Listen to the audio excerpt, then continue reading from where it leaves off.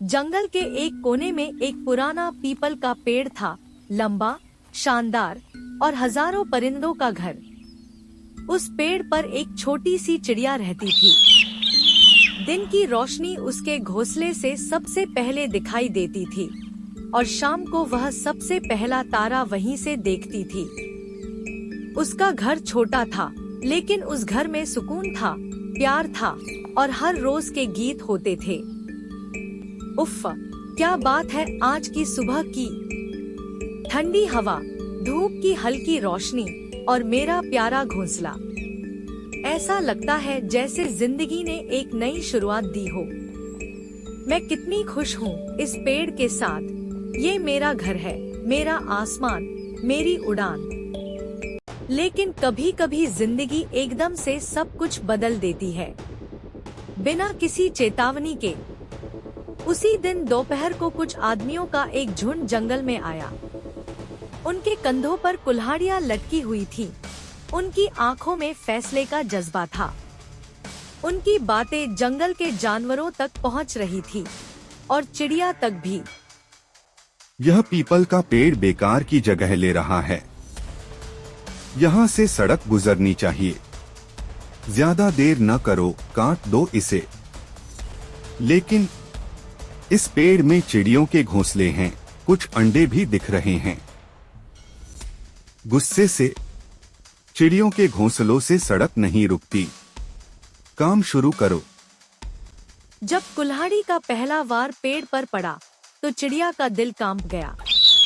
उसका पूरा शरीर एक पल के लिए जैसे जम गया हो।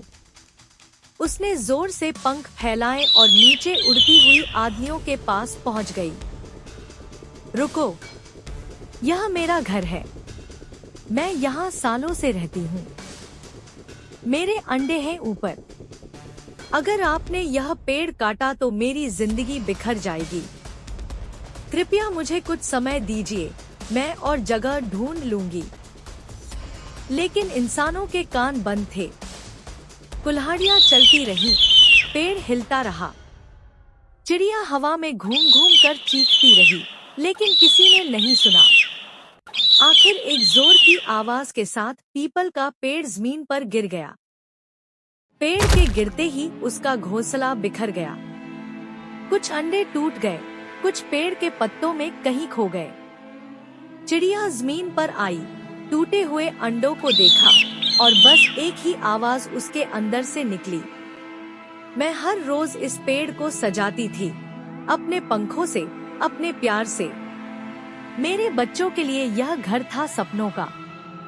तुमने सब कुछ खत्म कर दिया, सब कुछ। उस रात चिड़िया ने न कुछ खाया, न कुछ गाया। वह बस एक पत्ते पर अकेली बैठी थी, आंखों में आंसुओं का समुंदर लिए। अगली सुबह चिड़िया ने फैसला किया कि वह अकेली नहीं लड़ सकती, लेकिन दोस्तों के साथ। शायद वह नया घर बना सकती है। उसने पूरे जंगल में उड़ान भरी, हर किसी के पास गई। हिरण भाई, क्या तुम मेरे लिए एक पेड़ ढूंढ सकते हो? मेरा घर चला गया, लेकिन शायद नया घर बन सके। चिड़िया बहन, मुझे बहुत अफसोस है। मैं तुम्हें एक नीम का पेड़ दिखाता हूँ। शांत जगह है और कोई इंसान वहाँ नहीं जाता। हिरण चिड़िया को नीम के पेड़ तक ले गया, लेकिन उस पेड़ से चिड़िया का दिल नहीं जुड़ा। हर पत्ता उसे पीपल के पत्ते की याद दिलाता। उसने सिर उठाकर देखा, धूप वही थी, लेकिन रोशनी में अब वो चमक नहीं थी। मैं जान रही हूँ कि तुम सब मदद कर रहे हो, लेकिन कुछ चीजें सिर्फ वक्त ही भर सकता है। मैं खुद को संभालने की कोशिश कर रही हूँ। तभी बंदर, जो चिड़िया का पुराना दोस्त था, पेड़ों से कूदता हुआ आया। उसने एक बार चिड़िया को बारिश से बचाया था और आज उसकी आंखों में वही दोस्ती जाग रही थी। चिड़िया, तुमने कभी हिम्मत नहीं हारी, न तूफान में, न आंधियों में। तुम्हारे पंखों में सिर्फ उड़ान नहीं, हिम्मत भी है। और अगर हम सब मिलकर काम करें तो एक नहीं 100 घोंसले बना सकते हैं। जंगल के सभी जानवर इकट्ठा हुए, तोते, कछुए, हिरण, बंदर, सब। हर किसी ने एक एक चीज उठाई, कोई लकड़ी, कोई पत्ता, कोई रस्सी। जंगल एक बार फिर एक परिंदे का घर बनाने में जुट गया। आप सबका शुक्रिया। मैंने कभी नहीं सोचा था कि मेरा दर्द इतने लोगों को मेरे साथ ले आएगा। यह नया घर सिर्फ लकड़ी का नहीं, यह प्यार का है, और यह मेरे लिए दुनिया से भी बड़ा है। और कुछ ही दिनों में चिड़िया का नया घर तैयार हो गया, और उस घोंसले में सिर्फ अंडे नहीं, उम्मीदें थी। हर दिन चिड़िया नए गीत गाती, नए सपने देखती और नए पंख लेकर बच्चों को उड़ान सिखाती थी।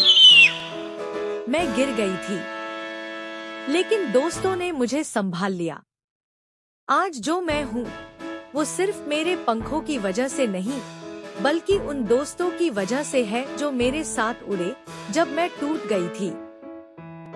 और उस दिन के बाद जंगल का कानून बन गया, कोई भी पेड़ तब तक नहीं काटा जाएगा जब तक पूरी जांच न हो जाए कि वहाँ किसी का घर तो नहीं।